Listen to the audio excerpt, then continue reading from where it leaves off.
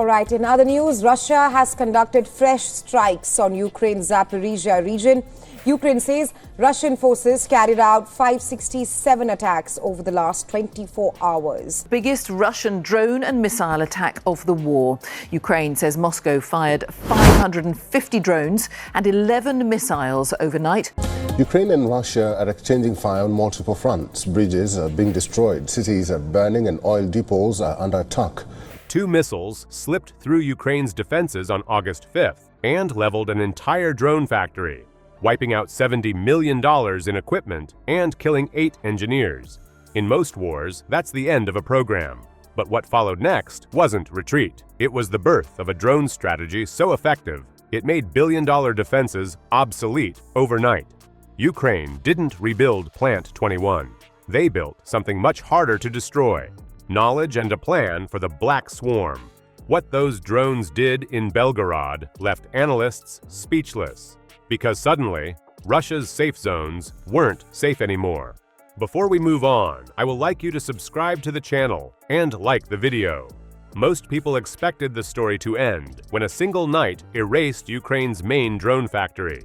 The attack began far from Zaporizhia, in the waters of the Black Sea, from launch platforms hidden in the waves. 6 Kalibor cruise missiles arced into the night sky, programmed to strike with precision. They didn't fly alone. Russian jamming drones moved across the airwaves ahead of the attack, scrambling communications and scattering the signals of Ukrainian radar stations. Screens that usually lit up with incoming contacts. To Russia launching a massive aerial assault against Ukraine, the biggest since the invasion more than 3 years ago. Rescue workers say 1 person died and 26 were injured. At least 7 people were injured in a missile strike, while 2 others were hospitalized, and 23 private homes, 12 apartment buildings, and a post office suffered damage. Instead flickered with false readings, making it nearly impossible to tell what was real and what was a phantom. Operators had seconds to act in the blur of confusion. Despite the jamming, Ukrainian air defense crews fought back. Surface-to-air batteries tracked faint signatures and managed to intercept 4 of the incoming missiles. Explosions lit the sky as each one was destroyed mid-flight, raining fragments over farmland.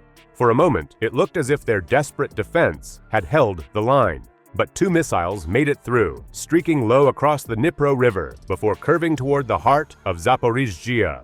Their target, Plant 21, the production hub for Ukraine's new generation of combat drones. Seconds later, they found it. The first missile tore through the roof of an assembly bay, igniting rows of lithium batteries stacked by the dozens. The second slammed into a warehouse packed with delicate avionics. Fire blasted upward, and in less than a minute, the facility was transformed into a cauldron of exploding parts and searing heat. The shockwave crumpled hangars, shattered walls, and even ripped windows open across blocks of the city. Glass rained onto streets as families ducked under tables, wondering what target had been hit this time. The plant's own inventory became its weapon against itself. Tools, fuel stores, and wiring going up layer by layer in a chain reaction. Inside, the cost was human before it was industrial. 8 engineers never made it out. More than 30 were pulled from the rubble with burns, crushed limbs, and smoke filling their lungs. Hospitals in nearby Dnipro barely had capacity to manage the flood of casualties. Emergency rooms improvised with borrowed equipment, stacking patients in hallways when no beds remained. For those who had been working through the night shift, constructing what they believed could turn the tide of the war, the factory became their tomb. The financial destruction was just as severe. $70 million vanished in a few hours. Tools, prototype systems waiting for testing, and more than 50 nearly completed drones. All gone. Ukraine had invested not just money, but also time and scarce resources into Plant 21. It was the closest thing they had to a matching answer against Russia's far larger arsenal, and now it lay twisted and blackened in the wreckage. The strike wasn't just about destroying machines, it was an assault on morale. Plant 21 had become a symbol, proof that parity was possible, that Russian skies might one day be contested. Watching it collapse in firestorms spread despair across brigades and ministries alike. In the days that followed, commanders faced the grim question, without Plant 21, How could Ukraine keep pace? Russia could produce guided bombs, cruise missiles, and drones at scales Kiev couldn't match. On paper, the answer was simple: Ukraine couldn't.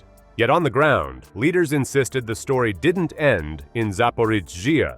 They reminded their teams that hardware could be replaced, tools could be remade, and factories could fall. What remained beyond reach was knowledge, the designs in their heads, the skill in their hands. That belief held the line against despair and gave rise to a pivot no one expected. From the ashes of Plant 21, the foundation formed for something different: a distributed force of machines that needed no factory at all, a swarm that would soon carry a new name, the Black Swarm. Instead of pouring billions into another factory, Ukraine built hundreds of drones for the price of laptops. The idea sounded reckless at first, but what emerged was something even established militaries hadn't prepared for. This wasn't about individual units challenging tanks or aircraft. This was about swarms flooding the sky until no defense had enough targets. The concept received a name whispered first in military meetings, then in scattered workshops: the Black Swarm. The principle was simple. If Russia relied on highly advanced million-dollar defense systems, then Ukraine would answer with something disposable, yet numerous enough to overwhelm them. These drones were small, often crafted from commercial parts, and many looked more like oversized model aircraft than hardened weapons. But when networked together and moving in hundreds, they became impossible to intercept completely. Defenses designed to stop missiles and aircraft quickly collapsed under the sheer quantity of incoming threats. Each drone didn't have to survive. Only enough had to make it through to hit the target. The challenge was scale. Plant 21 had offered industrial machinery, temperature-controlled bays, and specialized robotics for assembly. Now there were none of those advantages. What stood in their place were students soldering circuit boards in rented apartments, retired engineers machining parts in garages, and groups working in basements under buzzing fluorescent light. Entire neighborhoods in Kiev, Lviv, and Odessa ended up doubling as production networks. A mechanics shop by day became a drone bay by night. Apartment stairwells doubled as storage for motors and propellers. Even family dining tables in cramped flats saw their evenings turned into testing sites for batteries and controllers. Every component mattered. Motors scavenged from Europe were trucked in under false manifests, buried inside aid shipments. Volunteers carried bundles of carbon fiber tubing across borders in convoys meant to deliver blankets and bandages. Boxes marked as medical gear sometimes concealed crucial navigation chips. Teams treated each motor not as a spare, but as a future weapon. If one failed in testing, it was stripped and held for parts to keep other airframes alive. Only by refusing to waste anything could Ukraine match Russia's scale. On the night of the operation, the swarm didn't advance high into the atmosphere. Instead, they skimmed low, weaving just above treetops and rivers. Russian radar stations detected fragments, but not the whole formation. Air defense units scrambled, firing interceptors, but they could not keep pace. Dozens fell, but gaps in the firewall opened. Once inside, drones careened into storage tanks, tearing fire across fuel reserves. Others struck hardened depots, thought to resist artillery. Ammunition bunkers erupted, detonating with blasts that rolled for blocks. The Black Swarm achieved its proof in less than 60 minutes. Damage estimates quickly ran into billions between destroyed fuel caches, burned munitions, and cracked facilities once considered untouchable. The force that once appeared crippled by the fall of Plant 21 had flipped the script. Ukraine no longer sought parity through factories. Instead, they had shown how repetition, mobility, and knowledge alone could not only replace a factory, but exceed it. The drone program didn't just survive. It had rewritten the rules of war in a single night. Ukraine showed that resilience isn't built in concrete walls or steel hangars. It lies in adaptation, in networks of people who refuse to stop building even when their factories fall. By turning garages and basements into assembly lines, they proved knowledge survives destruction. Expensive systems designed to shield entire regions were undone by machines costing less than a car. The lesson is uncomfortable, but impossible to ignore. If swarms can pierce billion-dollar defenses, then questions remain for every nation watching. How do you prepare for wars where creativity outweighs budgets? And weakness can become strength in a single night?